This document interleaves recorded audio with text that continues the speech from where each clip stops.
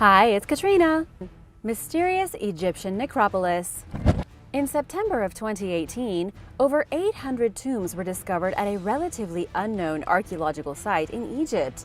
This ancient necropolis has stood here for 4,000 years in the small village of Lisht, located in the Sahara Desert. Archaeologists couldn't believe their luck when they uncovered approximately 802 tombs sandwiched between two pyramids. Since the discovery was made in the Saqqara region, the whole site is now known simply as Saqqara. It proved to be the biggest find in Egypt in decades. The necropolis can be divided into two parts. The first consists of a patio leading into a corridor with a large vaulted ceiling covered in hieroglyphics. This part ends in a hallway with a small room decorated with mysterious inscriptions. This was probably some kind of ancient temple. The second part is where the burials were found. It's a huge courtyard housing a funeral chamber, a small room with an unknown function, and the hundreds of tombs. As you can imagine, excavating over 800 tombs has been quite a chore for Egyptologists, but they've been finding some very interesting artifacts. In one of the latest excavations, in which experts dug through 22 burial shafts, they found a lost Book of the Dead. The book wasn't used to summon evil spirits or contact the devil, but rather to help guide souls separated from their bodies through the underworld. The book was written on ancient papyrus, so it's really more of a scroll. It's 13 feet long and was probably used by Egyptian priests. It was like a guidebook for them to help usher the dead safely to their ultimate destination in the afterlife. For the ancient Egyptians, death was just a temporary interruption, and once you died, you would continue on living in the afterlife. Traveling through the underworld was a difficult journey, and your spirit would have to face the gods along with frightening creatures and gatekeepers to reach Osiris and the Hall of Final Judgment. Here you would face 42 divine judges, and the Book of the Dead would help you with the correct words to use for each one, helping you to pass on even if you weren't such a good person during your lifetime. Secret Underground City. Nushabad is a secret subterranean city built beneath a small town in Iran. The earliest parts of the underground city were constructed between 224 and 651 AD during the Sassanid period. This was before the Islamic era, though evidence suggests people lived here all the way until the Qajar dynasty, which ended in 1925. Archaeologists investigating the mysterious underground structure have found all kinds of secrets. They discovered human remains, instruments carved of stone, and artifacts from several different periods in history. They also identified 3 primary levels, with the city reaching a maximum depth of around 50 feet. In total, the city is 3.7 acres, all connected by tunnels and chambers. There was a ventilation system allowing air to flow freely through the structure. It could also be accessed through wells hidden in people's houses. In fact, Nushabad was so well hidden that it was only rediscovered recently. A resident of the town above found an access tunnel while digging a sewage ditch. Archaeologists are now trying to figure out what the place was actually used for. Why build a city beneath a perfectly good city on the surface? They think it might have been to protect townsfolk in the event of an invasion. When an enemy force would descend upon the town, people could sneak through the wells into the subterranean city and live there for as long as they needed. The Etruscan Pyramid. We all know about the pyramids in Egypt and South America, but did you know there is also a mysterious pyramid in Italy? It's called the Etruscan Pyramid of Bomarzo, located in Soriano nel Cimino. It's hidden in the thick Italian forest, hiding the secrets of the ancient Etruscans and their sacrificial rituals. It's hard to believe that such a megalithic structure could go missing in the 20th century, and yet it did. The pyramid was hidden under vegetation at the bottom of a deep canyon until the 1990s, when it was found by a pair of archaeologists. But after they checked out the structure, they left and it was lost yet again until 2008. That was when a local resident rediscovered the monument in Italy's Park of Monsters. It was still at the bottom of the canyon, still hidden in vegetation. The locals had just simply forgotten it was there. The pyramid is still such an obscure archaeological site that the only way to reach it is by bushwhacking through unmarked trails. From what little research has been done on it, archaeologists say it dates back to the 7th century BC. It was used by the Etruscans possibly for divination and sacrifice. The pyramid was really an altar, and the way it worked is quite disgusting. A soothsayer would butcher an animal on the altar, then inspect its entrails as a way of looking into the future. This was around 3,000 years ago, before the Roman Empire. But there are secrets still waiting to be uncovered. The entire area around the pyramid was likely a major site for the Etruscans. There are mysterious medieval ruins, a tower crumbling to pieces, undiscovered tombs, and some even say treasure, the last witch's grave. Archaeologists believe they have discovered the very last known grave of a witch.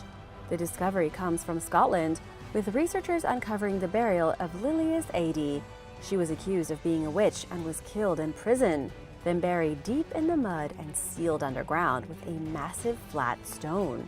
It was all part of a tradition meant to keep powerful witches from rising from their graves.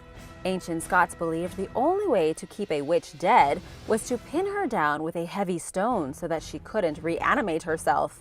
The burial isn't as old as you might think. Lilias AD was accused of being a witch in the year 1704. One of her neighbors, a man named Jean Nelson, accused her of bringing him ill health.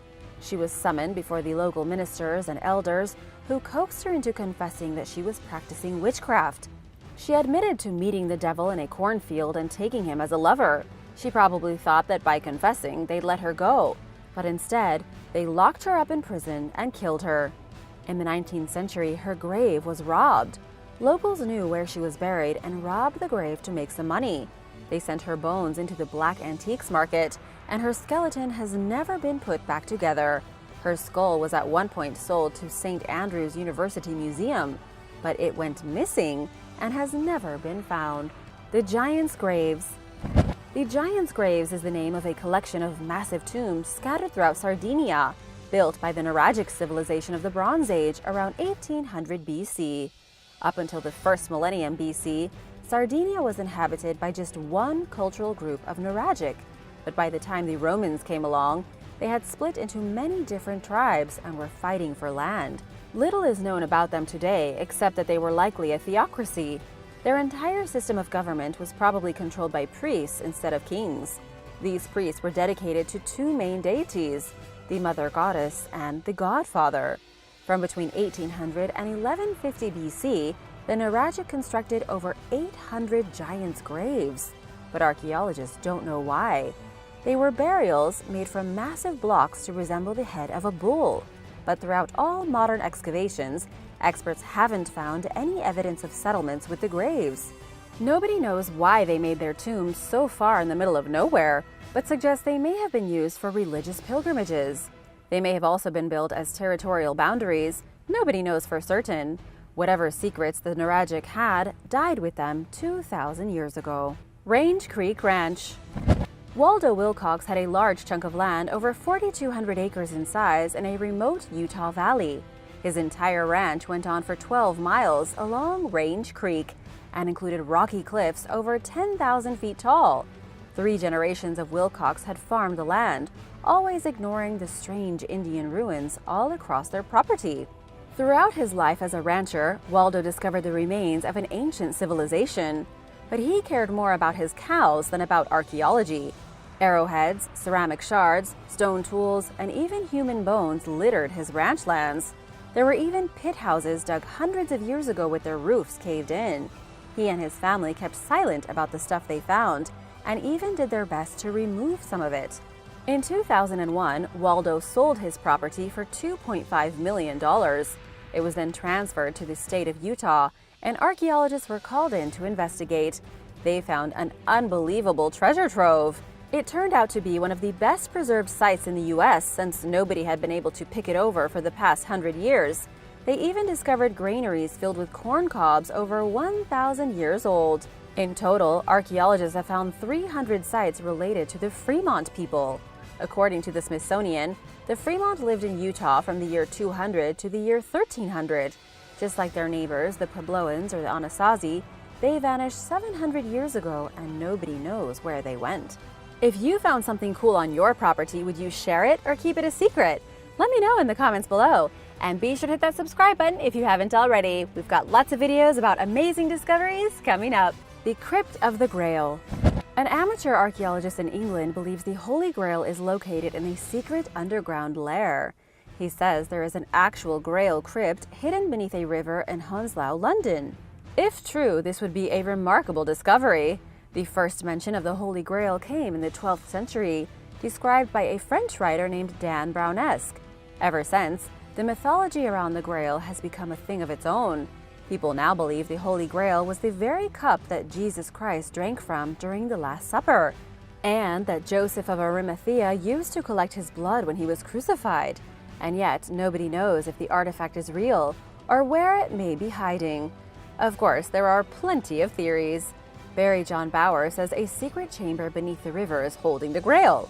He's been trying to convince the City of London to drain the river and allow him to poke around on its bottom for the secret entrance. He believes not only the Holy Grail is hidden here, but other treasures brought back from the Crusades hundreds of years ago. He doesn't have much proof of this, other than that he feels the riverbed is hollow. It could prove to be a massive discovery if he actually gets the city to let him look. Or it could be absolutely nothing. What do you think? I'd love to hear your thoughts in the comments. The capital of the Mongol Empire. In the year 1220, Genghis Khan founded the great city of Karakorum. It acted as the capital of the Mongol Empire throughout the 13th century and is still standing today. It can be found in central Mongolia, a place where archaeologists don't spend very much time. Because of this, the city still holds many secrets and mysteries. It all started when Genghis Khan established a large camp here. He was the commander of all the nomadic tribes in Mongolia and recognized his camp as a great strategic location. But after his death 7 years later, his son Agode took over and really stepped things up. He commissioned a palace, invited traders from China and the Middle East, and helped to create a more prosperous Silk Road. The Khans that followed kept the tradition, building the city until it took up 1,149 acres. But the Mongolians never were very good at staying still. They relied on captives from other civilizations to make their city work. And yet 40% of the land inside was empty because the Mongolians were always out traveling. By the 15th century, they had gotten fed up with city life and went back to being nomads. The ruins remained undiscovered until 1889, but only recently have archaeologists been able to put together the bigger picture, seeing the rise and fall of the greatest Mongol city in clear detail. Glamis Castle. Glamis Castle is one of the most haunted places in Great Britain, and an archaeological site with some spooky secrets. In the 19th century, locals believe the castle was filled with secret passages, prisoners were brought inside and never released, and that there were mysterious initiation rites happening behind closed doors. They also reported seeing shadowy figures on the ramparts late at night that they took for spirits. Whatever was happening inside Glamis Castle, it really was a secret. Only 3 people were allowed inside at a time. This was the Earl, the Earl's heir, and the manager of the estate. Everyone knew the Earl was hiding something, they just didn't know what it was. Secrets are just a part of this castle's history. Ghosts have allegedly been haunting it since 1376. In 1537, Lady Janet allegedly poisoned her husband and was convicted of witchcraft. She was burned at the stake, and her spirit is said to still haunt the castle's clock tower. Long before that, King Malcolm II was murdered inside the castle in 1034. But let's go back to the 19th century. There were rumors about a monster that looked like a hairy human toad being held in the basement. Some historians believe it was the Earl's son, who suffered from some kind of deformity and prevented them from hosting any guests. Those who got too close to the castle saw the deformed child skulking along its battlements. But the truth is that we don't know what happened at the castle. It's abandoned today, its secrets forever dead with the 11th Earl Thomas Bowes-Lyon. Overthrowing the king. At an 18th century tavern in North Carolina, a rare jewel has been discovered. Archaeologists say the jewel, which is over 300 years old, was involved in an attempt to overthrow the British king. The jewel itself is the size of a pea. It was discovered by researchers with East Carolina University. At the same time, they uncovered the remains of the tavern using radar scanning systems. It had been burned down in the 18th century along with the rest of the colonial town. The town was called Brunswick, destroyed by British troops in 1776. This was when there were just 13 colonies in North America, occupied by mostly British rebels trying to free themselves of the monarchy across the water. The jewel is believed to have fallen from someone's cufflinks. What's really amazing is that it had a secret message emblazoned on it. The glass was etched with the phrase, "Wilkes and Liberty 45. It was a secret message that the rebels used in the 1760s to show that they were in opposition to the King of Britain. It was a rallying cry for the colonists who wanted to get rid of King George III. This was a turbulent time in America. It was before the American War of Independence officially started, and people had to be careful about what they said about the English king. By having this secret jewel on their cufflinks, it was like a subtle identifier of which side of the conflict your loyalties were on. Secret Maya mural. A group of archaeologists discovered a strange set of Maya murals inside the house of a scribe from 2,000 years ago. They made the discovery near the small town of San Bartolo in Guatemala, in the city of Xultun, once a Mayan metropolis. By deciphering the murals, they've uncovered a lunar calendar predicting planetary cycles 7,000 years into the future. National Geographic funded the research in this ancient city, sending archaeologists from Boston University. The murals they found relate to various Maya calendars, and yet they discovered no sign that the Mayas ever believed the world would end in 2012. What they found instead, and what we all learned in 2012 when the world didn't end, is that the Maya had simply interpreted the year as the beginning of a new cycle. Professor of astronomy Anthony F. Aveni compared it to the odometer of a car, rolling over from 120,000 to 130,000. In other words, all the fear over the Maya prediction of the end of the world was misinterpreted. The Maya never thought the world would end. They simply created their calendars in complex cycles. They may have believed that in 2012, a new era would begin. What do you think about this? Let me know in the comments. Hidden artifacts. Archaeologists have uncovered hundreds of Maya artifacts along the route of a new train being built in Mexico's Yucatan Peninsula. The construction is all part of a new train that will connect the Yucatan's most popular tourist destinations on the beach with their most famous archaeological sites. But as we're continuing to find out as the construction remains ongoing, archaeological sites along this route are everywhere. Researchers have already discovered at least 2,500 structures, 80 burials, and hundreds more artifacts. This is according to Mexico's National Institute of Anthropology and History. The train will connect the ancient city of Palenque in Chiapas to Escárcega in Campeche. But between these two ruins was an entire civilization. The remains of the people who once dominated the jungles of Mexico and Guatemala have been found almost every step of the way. Archaeologists even found some interesting vessels, once used by the ruling elite in political and religious ceremonies. The vessels were likely used for pouring the most precious liquids in the kingdom, things like chocolate and perfume. We are seeing the last vestiges of the vast Maya Empire from between 700 BC to 850 AD. Sadly, so many discoveries have been made in the last few months that it's impossible for archaeologists to go through them all.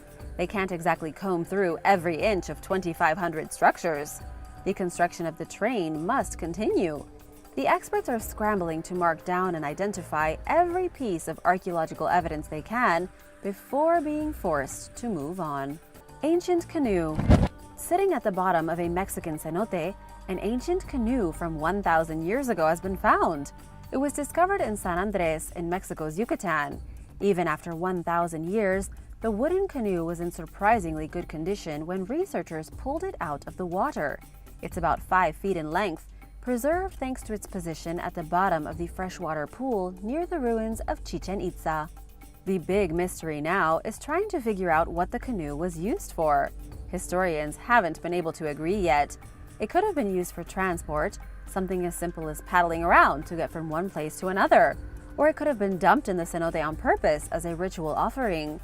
The most exciting part is that no other canoe like this has ever been found, at least not one so miraculously preserved.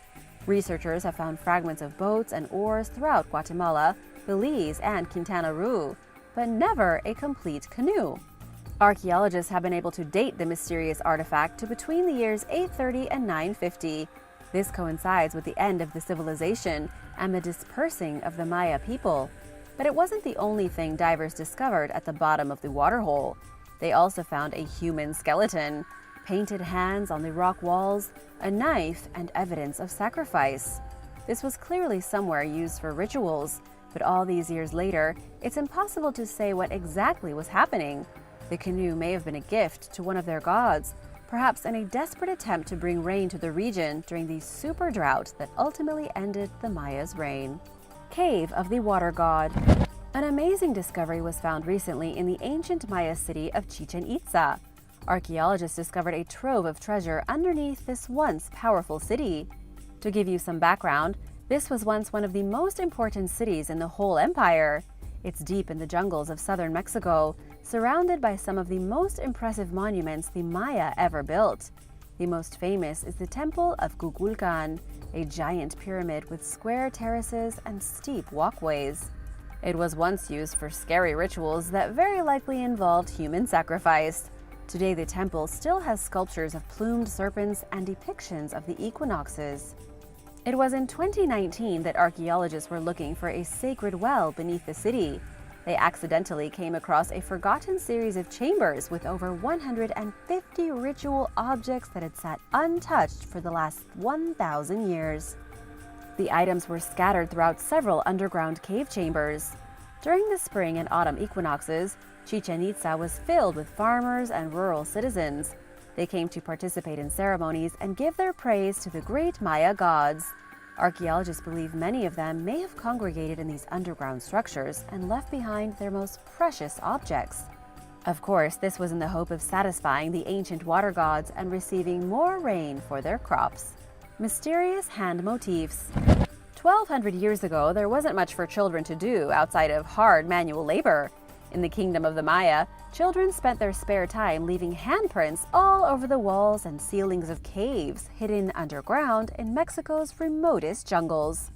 One of these caves is so hidden that researchers only stumbled upon it recently, its entrance barely visible beneath a massive ceiba tree. When the archaeologists went into the underground cavern, they were shocked to find over 130 red and black handprints made by children. The handprints were left all over the walls. But why did the kids really do this? It definitely wasn't because they were bored. Such a grand display must have had some significance. The researchers who found the prints believe they were made by kids as part of a ceremony to commemorate their transition into adulthood. It could be that the elders took a group of children all about the same age and commemorated their transition into puberty by having them leave their handprints all over the walls. But the significance doesn't end there. The prints were made at around the time when the Maya civilization was slowly collapsing. Researchers think the black handprints represented death, while the red handprints represented war. These children were being prepared for a brutal life to come, full of conflict and despair. The gods of the Maya. What a lot of people don't realize about the Maya is that they weren't a single entity. The Maya civilization was composed of different cultural and political bodies. It was more of a confederation than a nation. Because of this, they had a lot of gods. Deities had different names in different parts of the Maya kingdom, although most were pretty similar. It was in 1910 that scholar Paul Schellhaus started documenting ancient Maya gods. This was before their language had even been deciphered yet. He didn't know their names, but he was able to figure out which were which and where some of them fit into the Maya religious system. Thanks to Paul, we know the Maya worshipped a handful of seemingly equally important deities. One of them was Chak, the Maya equivalent of Thor, god of lightning and rain. He can be seen in very old pieces of Maya artwork depicted as an old man with reptilian features. Then there's Ahaukin, Maya god of the sun and fire, the moon goddess Ixchel, and the rainbow goddess Chakchel. Ix was seen as the goddess of childbirth, pregnancy, and fertility, while the others ruled over death and destruction. Historians can't really agree, but some think they may have been two different aspects of the same deity. However, in total, there are an estimated 250 gods and goddesses in the Maya pantheon, making it one of the largest and most complex religious systems ever seen. Which Maya god or goddess do you think is the most interesting? Let me know in the comments below, and don't forget to subscribe if you haven't already. Tomb of the Maya Queen. The tomb of a great Maya warrior queen was discovered in Guatemala. According to National Geographic, she was discovered in the ancient city of El Peruhuaca, and has been identified as Lady Kabel. She was a military ruler overseeing a place called the Centipede Kingdom between the years 672 and 692. Her tomb was excavated from the crumbling ruins of the city's main pyramid temple by archaeologists with Washington University in St. Louis. We know she was important because she was buried with heaps of offerings. I'm talking jade jewelry, alabaster jars, stone figurines, and ceramic vessels full of treasure. Hieroglyphics in her tomb reveal her as Lady Water Lily Hand and Lady Snake Lord. Clearly, this woman was somebody very special. Researchers already knew about this mysterious queen before her burial was uncovered. Historical records show she governed the kingdom for her family, the Snake Dynasty, in the Maya city of Calakmul. Her husband was Ki-Inich Balam, but she was the one with all the authority. She had the title of Supreme Warrior, making her the most powerful person in the region. Sadly, we don't know too much more than that. The Snake Lords were essentially one royal house within the greater Maya Empire. They were a vassal state, and she was the supreme overlord. Now, researchers are hoping to learn more about this Maya ruler. The Giant Mask of Hukana. A giant mask was discovered in Mexico, a sculpture made of stucco dated to somewhere between 300 BC and 250 AD. It was uncovered in 2017 by archaeologist Jacob Welch during excavations at Hukana. The mask has since been restored to its former glory, and archaeologists can safely say it depicted an elite noble or a mysterious deity whose name eludes researchers. The Maya only ever created huge sculpture reliefs like this to depict one or the other. It's just sometimes hard for archaeologists to tell the difference between who was a king and who was a god. This wasn't the only mask of its kind in the empire either. When it was carved, it would have been painted in vibrant colors and kept at the foot of a stairway to one of the great pyramids in the city. Other carvings just like it have been found at the ruins of Izamal and Ancance, each one as tall as a person. Another interesting aspect of the mask is that it was almost definitely created by a professional in service to the royal court. According to the Smithsonian, the Maya courts always had professional painters and sculptors on standby. They were charged with decorating buildings at the ruler's whim. Maya cacao groves. A team of researchers from Mexico and Young University in the United States discovered a grove of ancient cacao trees in Mexico. The trees themselves are gone, but traces of them were found in the soil. Back when the Maya still ruled the land, they used these cacao groves to harvest cacao beans, which they used to produce chocolate. These trees were so important to the elite of Maya society that they kept their growth under their total control. You could almost think of them like tobacco plants, only grown by those who control the trade and charge outrageous sums of money. The Maya elite even used cacao beans as currency. What made the tree so rare was that the climate of the Yucatan Peninsula was quite dry. The only way to properly grow the cacao trees was in sinkholes known as cenotes. Only here could the trees get enough humidity and shade to grow the precious beans. To give you a better idea of how important these groves were, check out what else archaeologists found near them. They tested the soil from 11 sinkholes, finding 9 of them were used as cacao groves. The same sinkholes used for growing the trees were found with the ruins of altars, jade treasures, ceramics, and even staircase ramps at the bottom. These had once been very important places, but sadly they are now all destroyed. The ruins of Copan. The Copan ruins are considered one of the most amazing places still standing from the Maya civilization. What's truly amazing about the ruins is thanks to their location in the remote jungle of Honduras. Mexico is one of the most popular tourist destinations in the world, meaning the Maya ruins there have been tread on by millions of visitors. A lot fewer people travel to Honduras, making the Copan ruins feel like a trip to 2,000 years ago. The ruins today have trees literally growing out of them. The whole place is in disrepair, physically being eaten once again by the jungle. The city lasted until around 738 AD as the southernmost power in the Maya kingdom. The king of Copan, Huaxaclajun Ub-A Kawilil, was captured and executed by the ruler of a different vassal state. The sudden execution of the king, combined with other unknown factors of the day, resulted in the total collapse of society. The city was abandoned in the 9th century, and it wasn't excavated by modern archaeologists until 1975. And even still, Because of its remoteness in the Honduran jungle, very few studies have been done to find out more about this seemingly isolated part of the Maya kingdom. The Madonna with Saint Giovanni. During the 15th century, Italian Renaissance painter Domenico Ghirlandaio created a piece titled The Madonna with Saint Giovanni. The artwork depicts the Virgin Mary standing over two young children. Behind her in the sky, it looks like there is a dark object floating. Some suspect that it's a UFO, which would mean that people of Ghirlandaio's time experienced mysterious sightings that are similar to what many have claimed to observe in modern times. Beneath the unidentified flying object in the painting, there is a man and a dog who appear to be looking up at it. The dog's mouth is open, suggesting that it was barking at whatever it saw, and that the vessel was unfamiliar to the animals. And if you take a closer look at the man with the dog, it's not even clear if he's human. Nobody has been able to prove that the painting features a UFO, but the possibility also hasn't been ruled out, and there seem to be few other explanations for what the object could be. What do you think it is? Let me know in the comments below. The Villa of the Mysteries.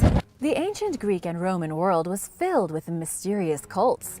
These groups were usually tolerated by the rest of society, but they carried out their rituals in secret, often meeting in the privacy of members' homes. Modern experts know relatively little about these cults, who were careful enough about their practices and beliefs to leave behind limited evidence to learn from. But there have been a few discoveries that offer a glimpse into how some cults operated. One example is the Villa of the Mysteries at Pompeii, which housed a cult dedicated to the wine god Bacchus, also known as Dionysus. The villa was buried in ash when Mount Vesuvius erupted in 79 AD, owing to the remarkably preserved condition it was in when archaeologists found it in 1909. Murals depicting some of the cult's beliefs and practices cover the walls of one room, known as the Room of the Mysteries. The most common interpretation of the paintings is that they show a woman being initiated into the group. Another popular theory suggests that the frescoes tell the story of a bride preparing to marry into the cult. Based on the nature of the artwork, some researchers believe that the Room of the Mysteries was used exclusively for initiations and other rituals. But because so little is known about this and other mystery cults of the ancient Roman world, nobody can say for sure that they know what's going on in the paintings. What do you think they depict? Let me know your theories in the comments. Geo Symbols. While excavating a Neolithic site in China's Henan province, archaeologists uncovered some tortoise shells bearing a collection of distinctive markings known as the Geo Symbols. Dating back to sometime around 6000 BC, they were created by members of the Pelagian culture, which existed in a small area near the Yiliu River from 7000 to 5000 BC. That was a long time ago. Some experts think that the Geo Symbols are the earliest known example of writing. If this is true, it means that these symbols predate Sumerian cuneiform, which is currently considered the oldest known writing system, by roughly 3,000 years. Those who support this theory point towards similarities between the Geo Symbols and the earliest known Chinese lettering, which dates back to sometime between 1200 and 1050 BC. This early script was found on a collection of oracle bones from the Shang Dynasty era. Scholars who disagree about the Geo Symbols being an ancient writing system argue that the symbols lack the linguistic context necessary to be considered a true form of writing. Instead, they classify it as a type of proto-writing, which was sort of a precursor to more advanced writing systems.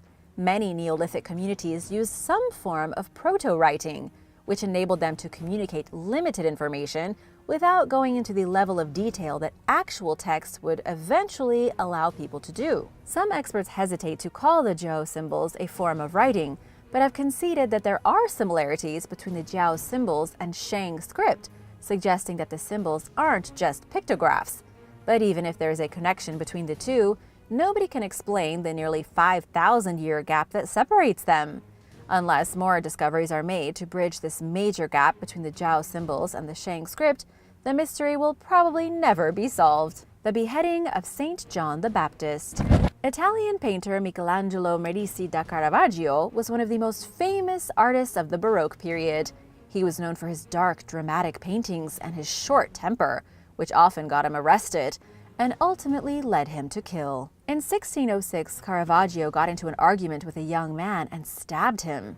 Various rumors claimed that the altercation was over a woman, a bet, or a tennis match, but no one knows exactly what drove the hot-headed artist to his boiling point.